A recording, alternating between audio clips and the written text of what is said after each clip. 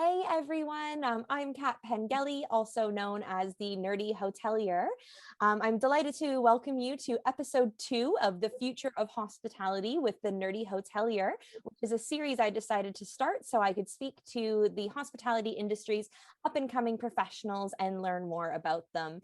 Today, I'm delighted to welcome Ellie Jones, receptionist at Le Manoir, located in Oxfordshire, England. Welcome, Ellie. Delighted to have you here. Hi, Kat. Thank you so much for having me. I'm really excited to talk to you today. Amazing. Good. Well, let's just get right into it. Would you be able to tell me a little bit more about yourself? Yeah, absolutely. So, hi, everybody. My name's Ellie Jones. I'm 23 years old. I studied hospitality, leadership and management at Leeds Beckett University from 2015 to 2019.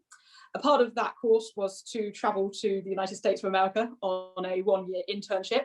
And I worked at a 4-star Relais and Chateau property, which was one of the best experiences of my whole life. And I worked at the front desk in that organisation. So I learned there that really was an area which I adore in hospitality. I then came back to university to finish my degree, managed to get that, luckily, and then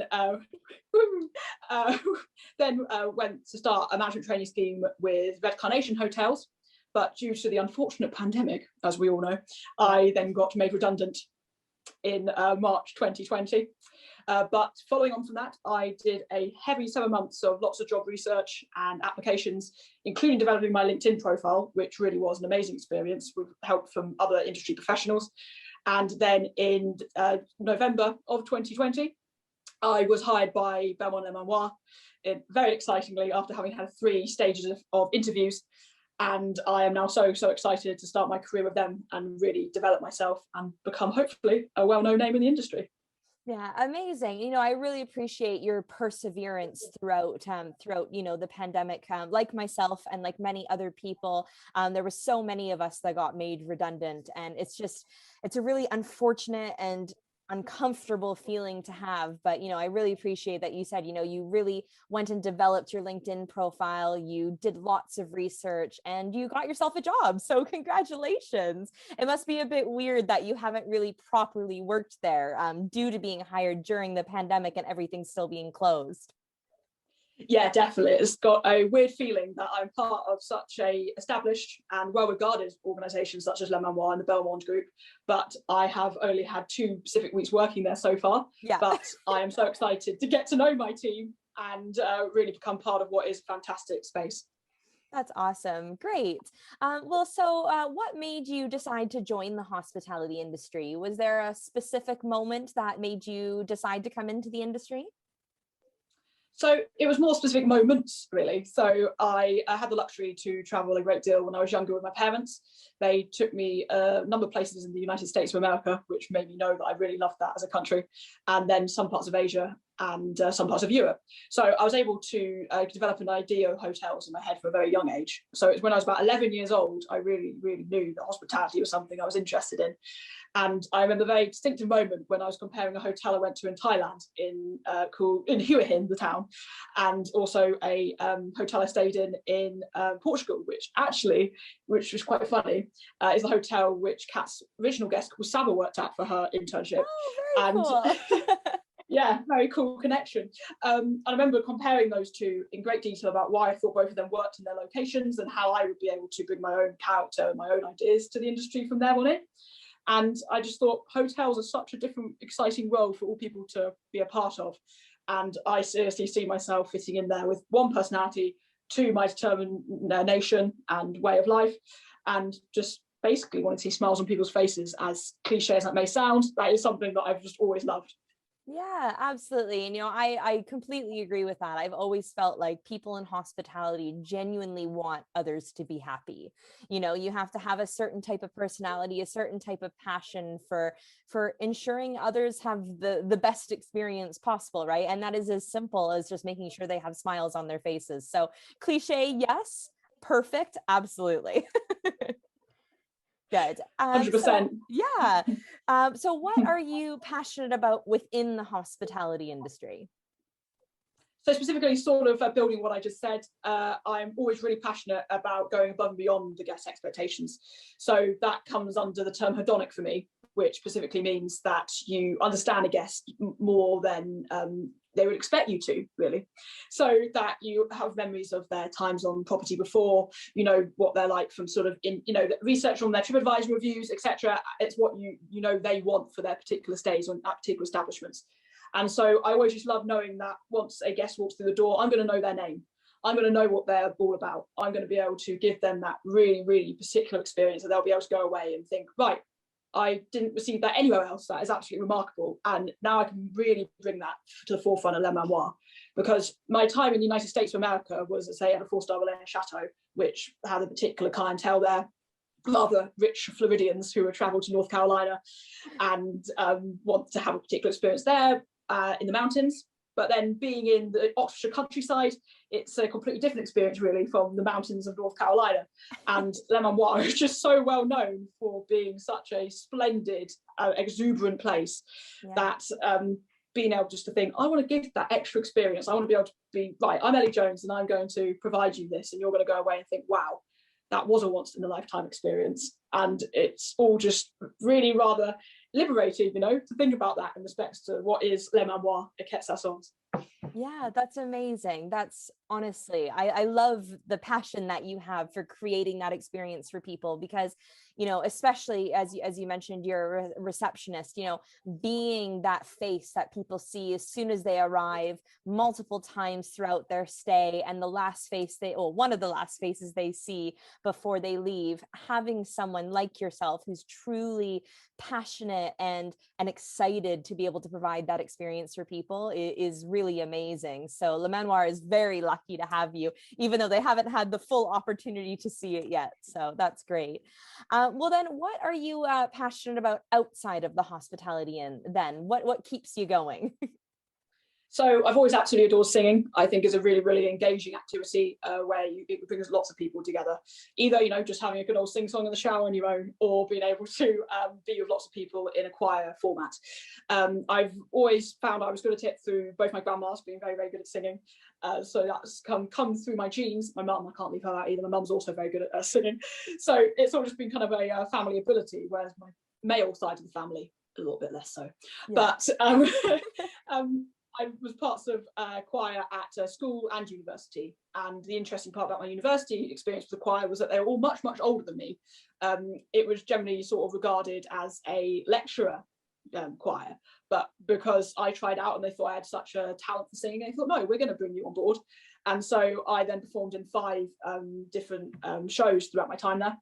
And that was from the winter to the summer, and they were really, really, really magical. That's and then amazing. The other thing I find you really interesting is also psychology at the moment. In my furlough, since being put on furlough by Le Manoir, I have been really interested in learning more about psychology and the way in which people's brain works. And that does specifically also come from the fact that my mother is a psychotherapist, so it's always given me some form of interest in that area. And there's been some really brilliant online courses I've been taking with Future Learn, which is a massive organisation that provides all these courses. And I've been particularly looking at the personality side. And of course, people like Freud and all those sorts of names that come up. And I have found it really, really intriguing to be able to sort of relate that back to my job. To think, well, how do I believe, along with wanting to give a hedonic service, how do I believe people's brains are going to be working when they have come back out of COVID and want to be staying in all these hotels, particularly somewhere such as where I'm working, and what they're going to be telling themselves and what they will feel inside and what they will show on the outside, if that makes sense to you, Kat. Absolutely. And I am really excited to bring that knowledge I've been gaining to the job and see where it takes me, really. Yeah, that's awesome. Honestly, that, again, you're just really showing that Le Manoir is so lucky to have you. You're thinking so deeply into what the customer is going to want and what the customer is going to be feeling. And I think it's especially important right now with people coming out of COVID. How safe are they going to be feeling? How locked in have they felt over the last year? You don't know what their job situation is. You don't know what their family situation is. They could have lost a loved one very recently. This location might hold a special place in their heart for someone that they might have lost, or from an experience in their life. So I think it's really, really amazing that you think that deeply about people. I really appreciate that. And I also love that you love singing. You know, I've told you this before, and I will say to everyone listening, I've actually heard Ellie sing over voice note, because funny enough, we get along so well, but I've never actually met Ellie, obviously, because it's been during COVID. But I've heard her sing over voice note, and honestly, I was blown away, especially because it's an ongoing joke with my family, especially when I was younger, and I actually did enjoy singing out loud, was that I am usually referred to as a cat being constantly run over by a truck through its entire 9 lives. And I used to be told by my mom and my sister that I was not allowed to sing in the car. So I do really, you know, appreciate both of those things about you. So thank you for sharing that. Moving on then. So as a young hotelier, what advice would you give to others that are just recently entering the industry? Yeah, so there are a few ideas that come up with my head for that. So I would definitely say that what I've learned throughout my 5-6 years so far of getting into the industry is that your personality really comes first over the direct skills you have, because skills can be taught, and everyone has to remember that at the end of the day, I went and did a university degree in hospitality leadership management, but I do feel that it comes down to the fact that if you've got the correct personality and the correct aptitude and attitude and determination, you are going to be able to succeed. You just have to have the correct support around you as well for that, of course. Absolutely. But I really think people a bit younger than myself now need to realise that it is a lot more about that side of it, and that wherever they work will give them support and the skill set they need down the line. So one, take that on board. Yeah. And then secondly, to kind of incorporate with that is that you want to be actually working in the hospitality industry for a career, for you to get the most out of it. If you just think you're going to be the lad who goes to work at the pub for 2 years and thinks, that's it, I'm now going to go into an accounting role, that just isn't going to get you where you really want to be in such an amazing industry. You need to just develop yourself to the point where you think, yeah, hospitality really is for me. It's all about the development of my relationship with people and the experiences I see that I provide them with, and then move on from there. Don't just think to yourself, it's a pass-through job, because across the past year, I have seen so many hospitality professionals emphasising on LinkedIn particularly that we are in a fantastic industry, we are an amazing place, and that people need to respect how hard we really work to make a living for ourselves and experiences for others.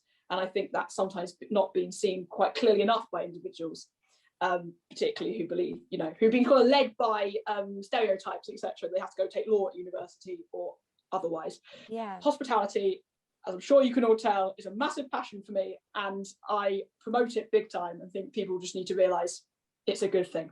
Yeah, absolutely. I love that. And then my other final point is, of course, as I mentioned at the beginning, I was made redundant in COVID, and being at the age that we are and being redundant and finding it hard to get into careers, you really just have to keep on finding the correct platforms for developing yourself. So I became part of a mentoring scheme, actually. So at the moment, I'm part of a mentoring scheme called Tolo, which is a fabulous organisation that Kat's mentioned in the past. But I also was with a women's travel mentoring scheme with a wonderful woman called Alessandra Alonso. And I was with her and her group for about 5 months, and they were just there to talk to me and help develop my interests and my knowledge of how to promote myself. And Alessandra talked about blogs with me and also discussed the idea of some videos. So took the video on board with a thing called Animoto, which is an online video platform. I was able to make a really fantastic representation video of myself about what I achieved so far, where I wanted to go. And I can tell you with a wholehearted open heart that I know that video helped me get my interview at their Manoir, because it made me stand out from the crowd, and it showed the HR director what I really was all about. So I'm saying that because you just really have to find a way in which to show yourself in the best light and know you can do it. Know that there are people out there to support you, know that there are the platforms, and know that this industry has so many professionals who are going to help you along the way. That's really my clear advice, and I hope everyone understands. Yeah, no, definitely. Absolutely clear. And, you know, especially on that last point as well, where you're talking about showcasing yourself in a different light, that is something that I speak about a lot. And that was actually one of the reasons why I wanted to create this series, was for those that want to be able to showcase them in a different light, but don't know how to start. You know, yeah, maybe they're not confident in filming a video on their own, and hey, I'm here and I'll help you do it. You know, I'll help you create that content. I'll help you think about what you want to talk about. And I do think that's really important. And kind of the way that I see it is taking taking your personality off the black and white of your CV, because as you said, personality and drive and passion and motivation is so important to land yourself a job in hospitality, but it's so difficult to express on a CV. So if your CV does get past that computer or whoever's doing the first screening and they land on your LinkedIn looking to see who you are as a person professionally, but also personally, what do you have out there that showcases who you are? And I completely agree that I think your video definitely would have helped with that. Yeah, I really just want to say again how much of a good experience it was to do that video. I mean, it is really self-invigorating. So you find, as you say, it's not just black and white off your CV. You're looking for the extra details that you may not be able to express just in words on paper. Yeah, it's being able to say, here I am, this is what I can do. You can invest in me, guys, because I've got this capacity. absolutely. And I find it brilliant. So anyone of my age, please do it. Really do promote it. I'm promoting it as well. Do it. Awesome. Okay, well then moving on. So what is a long-term goal that you're hoping to accomplish? So having found through my internship, as I said, in America, and coming back and starting a management training scheme with Red Carnation, did the front desk in America and then did food and beverage with the Red Carnation group. And I was able to discover through both those experiences that front desk operations really is my passion. And so what I really aim to do is to become a well-regarded front desk operations manager down the line. And I really hope that I'll be able to develop my skills for that with Manoir, of course, and even maybe get to that stage with them. Yeah. And then when being able to then, I would hope, have transferable skills, of course, because I think it's really important you be able to work across lots of different departments in hotels and hospitality to have your transferable skills. I then hope to be able to use those to move into the events world as well down the line, because I feel having that managerial perspective, events obviously are such a massive global, well-regarded known thing. It would be so interesting to be able to move those skills over into that area as well. So be able to do generally a bit of both is what my brain's telling me at this point. Yeah, absolutely. And, creating a career in hospitality, hospitality, as you just said, is so broad and so wide in the reach that you can have. So, I completely agree that, building yourself up in the front office is important because that's where your passion is, but then also getting your feet wet in other areas like events that you're also, interested in learning about, possibly in the future, maybe more food and beverage, maybe, a higher director operational role once you have, seen all the different areas of operations in that. So I completely agree. Yeah, because I think some people are a little bit too sort of one-minded sometimes. Their belief is just get that one place and think, that's fine, that'll do it for me. But along with wanting to sort of focus on hospitality being your career, it really is significant to have that insight into all the different areas in terms of sales, marketing, areas that you may not directly think are going to impact your job, but they really do. It's a unit, a hotel, and all areas of hospitality, restaurants. They are units. If you don't have one, then the other team won't work. So you just need to be able to see all of the areas to think, I know how this works. I love that. Awesome. Well, is there anything else that you wanted to talk about or speak about that we haven't had a chance to cover yet? Well, there is something actually. My darling partner called Graham, who works at the John Radcliffe Hospital in Oxfordshire, gave me this lovely personalised book just before the new year. And it says, I never asked to be the world's best hotel receptionist, but here I am, absolutely crushing it. So everybody, we are crushing it. In the hospitality industry, that is what we are doing. Okay, guys, keep it up. I love that. That's such a cute book. I love how it just says, I've never asked to be the world's best receptionist, but hey, here I am. I love that. Got the style and attitude, guys. Yes, exactly. That's the attitude that we need to have in the industry. I love that. Perfect. Really well, to finish up then, how can people reach out to you? What's the best way for them to get in touch? So I have my LinkedIn profile, just search for Ellie Jones, Belmond and Manoir, and I will come straight up. Let me tell you, no other Ellie Jones is on the property at the moment. And you're going to keep it that way. Yes. And then also my personal email, which is ellie.jones@pobox.com. Slightly odd one, I have to admit. Many people think, what's that? But yeah, it's ellie.jones@pobox.com. So please, I will say it definitely, the first time I saw it, I was like, P.O. Box. I've never heard of it before. Yeah, it's my father's particular makeup there. We have it all in my family, and it's very, very particular to us. But of course, if any of you have any interest to contact me or find some information out about me or take some advice, please get in contact in any of those forms. Perfect. Amazing. And I will put your name again at the end, as well as your email there, so people can find you on LinkedIn or by email if they like. Awesome. Perfect. Well, thank you very much. Yeah, absolutely. So thank you, Ellie. Really appreciate your time and for coming on and, you know, sharing your passion with us. It's been really lovely to chat with you. Yeah, it's been an absolute pleasure to talk to you, dear Kat, and long may our great friendship just continue. Absolutely. Good. Well, for those that are listening, if any of you are, you know, new to the hospitality industry, recent graduates in hospitality events or tourism, or really are just learning how that you can start building your network. And as we mentioned, you're interested in videos, blogs, or different ways to get yourself out there, please feel free to reach out to me. I'd be happy to do one of the series with you. My details will be at the end of it as well. Great. Well, thank you all for listening. I really appreciate your time and having you here, and looking forward to the next episode. Thank you.